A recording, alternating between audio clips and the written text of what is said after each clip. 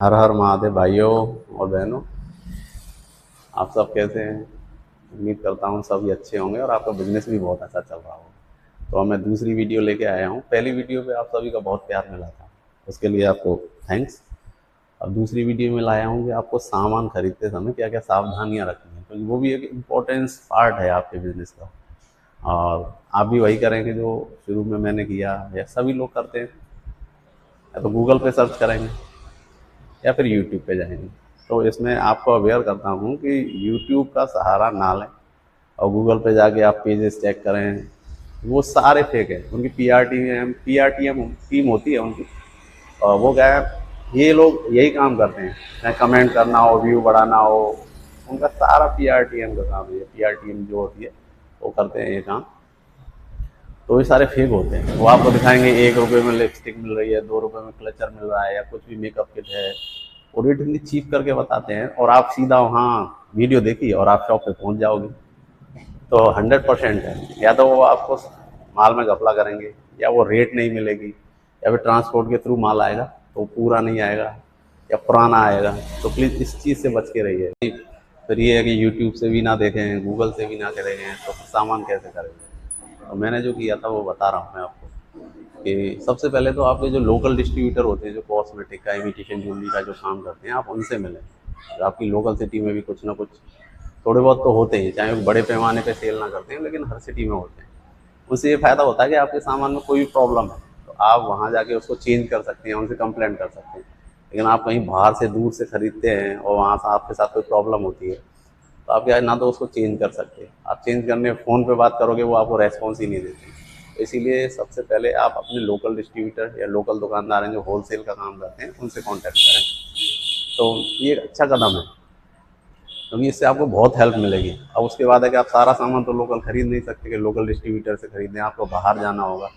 तो बाहर जाना है और सामान खरीदना है, उसके लिए आपको क्या करना है, तो अब आपने क्या है, लोकल डिस्ट्रीब्यूटर या लोकल शॉपकीपर से थोड़ा बहुत सामान, जो ज़रूरत का सामान है, वो वहाँ से ले लिया।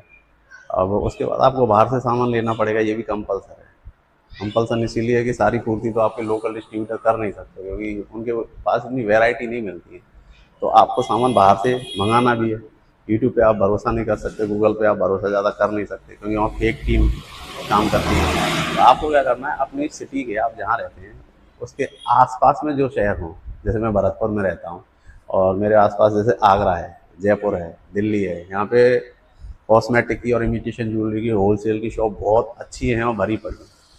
तो आप अपने आसपास के एरिया में जाइए, वहाँ जाइए, लेकिन अगर हो सके तो किसी के थ्रू जाइए, किसी से पूछ के जाइए। और अधिकांशतः यही होता है कि आपको कोई बताएगा भी नहीं है, वो बता तो देंगे कि मैं सामान आगरा से लाता हूँ या दिल्ली से लाता हूँ या जयपुर से लाता हूँ, लेकिन वो ये नहीं बताएंगे कि किस दुकान से लाता हूँ। तो आपको सबसे पहले कोशिश करो कि अगर पता चल जाए, ना पता चले तो आपको क्या करना है कि एक राउंड लगाना है। जैसे आगरा से लाना है या सदर से लाना है या फिर नाहरगढ़ रोड है जयपुर में, वहाँ से लाना है। आप वहाँ पहले घूमिए, मार्केट को देखिए, तो आपको बहुत सारी चीज़ें पता चल जाएगी। जो वास्तव में अच्छे दुकानदार होंगे उनकी शॉप के जब आप मुआयना करोगे या भीड़ भाड़ देखोगे तो आपको पता चल जाएगा। और जब आपको जाना है तो एक काम करना है, बल्क में सामान नहीं लेना। कि शुरुआत होती है तो लाखों का आप सामान खरीदते हो, तो किसी भी दुकानदार पे जाके सीधा 1.5 लाख 2 लाख ऐसे सामान नहीं खरीदना है। आपको शुरुआत में जैसे 25,000 30,000 40,000 का ऐसे सामान खरीदो, जैसे ट्रांसपोर्ट करवाओ। तो सामान जब आपके पास आएगा और आप बैग खोलेंगे तो आपको सारी असलियत उसी में पता चल जाएगी कि आपको उसके साथ आगे बिजनेस करना है या नहीं करना है। तो आपको सबसे पहले यही काम करना है। जिस सिटी से आप सामान लेना चाहते हैं, चाहे आप आगरा जाएँ या दिल्ली जाएँ या फिर जयपुर जाएँ, आपके आसपास का जो शहर हो, वहाँ से मतलब सामान थोड़ा थोड़ा लें, ज़्यादा बल्क में ना लें। क्योंकि जब आप बल्क में सामान लेंगे ना तो घपला होने के चांस ज़्यादा रहते हैं, अगर वो एक दुकानदार अच्छा दुकानदार नहीं है। और अच्छा दुकानदार मिलना आज के समय में बहुत ही मुश्किल है, मैं सीरियसली कह रहा हूँ इस बात को। अब आपने अपने लोकल डिस्ट्रीब्यूटर का सामान कंप्लीट किया और बाहर से आप सामान खरीद रहे हैं, तो बाहर से जब सामान खरीदें अपनी सिटी से बाहर से, तो कुछ चीज़ों का ध्यान वहाँ पे भी रखें। जैसे जब कॉस्मेटिक का सामान खरीदें तो सबसे पहले जब आपको वो शो करते हैं, उनके काम करने वाले शो करते हैं ना, तो वो आपके ऊपर दबाव बनाएंगे ऐसा सामान लेने का जो उनके पास भी बहुत टाइम से रखा हुआ निकल नहीं रहा है। वो आपसे कहेंगे कि सर ये ले लो, ये मार्केट में बहुत चलता है, और चूंकि आप नए हो इसीलिए आपको समझ में नहीं आएगा। वो इस तरीके का दबाव बना देंगे कि वास्तव में कि हाँ यही बिकेगा और कुछ बिकेगा नहीं। इस चीज़ से एकदम बच के रहना। और इसके लिए सबसे अच्छा उपाय है इससे बचाव के लिए, आप पहले से लिस्ट बना के ले जाएं। आप कहोगे तो मैं लिस्ट भी डाल दूंगा सामान की, या यूट्यूब पे या कहीं से भी आप लिस्ट बना लें और वही सामान लेके आएँ।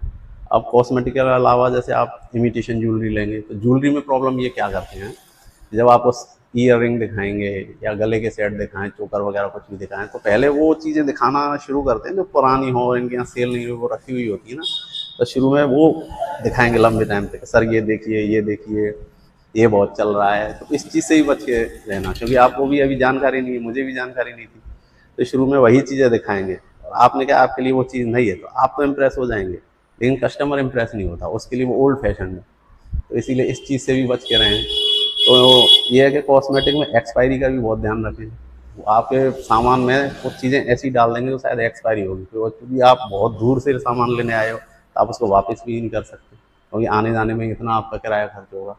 और दूसरा है, फ़ोन पे ये बिल्कुल रेस्पॉन्स देते नहीं हैं, ये मैं फेस कर चुका हूँ, फ़ोन पे आपको रेस्पॉन्स। और लास्ट में एक बात कहना चाहूँगा कि आप अदर सिटी में जा रहे हो तो प्लीज़ दलालों से थोड़ा बच के रहें, क्योंकि आपको दलाल वहाँ मिलेंगे ही, और वो ऐसे भरोसा दिलाएंगे कि जैसे वो आपके परिवार के ही मेंबर हैं, सीरियसली कह रहा हूँ, और आपका उनसे बड़ा हितैषी कोई नहीं है। तो प्लीज़ उनसे बच के रहना, दलालों से बिल्कुल। जहाँ पे भी सामान लेने जाओ सीधा शॉप पे जाना, रास्ते में आपसे कोई कुछ भी कहे, बोलना ही मत कि मैं सामान लेने आया हूँ, बोलना कि विजिट करने आया हूँ, घूमने आया हूँ, कुछ भी बोल देना, लेकिन सामान का मत बोलना उनको, और सीधा शॉपकीपर से जाके मिलो और वहाँ से सामान खरीदो। और एक और बात है जो लास्ट में मैं कहना चाहूँगा, फिर वीडियो ख़त्म करता हूँ, वीडियो ज़्यादा लंबी हो जाएगी, कि दिल्ली सदर इस चीज़ के लिए बहुत बदनाम है। अभी मेरी तो शॉप को 1 महीना भी नहीं हुआ है, तो बहुत सारे लोग मुझे कहते हैं कि भाई दिल्ली जा, सदर जा, लेकिन जो मेरे कुछ क्लोज हैं दुकानदार हैं, जो उन्होंने बोला है कि पहले बिज़नेस का एक्सपीरियंस लो 5-6 महीने, जब तुम्हें प्रोडक्ट की, तुम्हें हर चीज़ की नॉलेज हो जाए, तब ही दिल्ली में कदम रखना, क्योंकि वो कर्म भूमि के साथ रणभूमि भी है सदर। अगर एक बार आप वहाँ गए और आपका एक्सपीरियंस अच्छा नहीं रहा, और क्योंकि देखो छोटा अमाउंट लेके तो आप दिल्ली जाओगे नहीं कि 20-22 हज़ार लेके जाओ, तो बड़े अमाउंट में घपला हुआ ना तो आपके कदम कभी पड़ेंगे नहीं। इसीलिए दिल्ली सदर जाने से पहले आप बिल्कुल प्रिपेयर होके जाइए, तैयारी कर लीजिए, बिजनेस को समझिए, उसके बाद ही सदर की तरफ कदम उठाएं। मेरी यही रिक्वेस्ट है। मैं खुद भी नहीं गया, अभी 5-6 महीने जब सामान के बारे में पूरी जानकारी हो जाएगी, बिजनेस की जानकारी हो जाएगी, तभी मैं सदर जाऊँगा, जिसकी मुझे एक्सपीरियंस हो और मुझे बेवकूफ़ ना बना सके। और इसके अलावा आपकी कोई क्वेरी है या आप कुछ पूछना चाहते हैं तो मैसेज करना। धन्यवाद, और चैनल सब्सक्राइब करो। हर हर महादेव।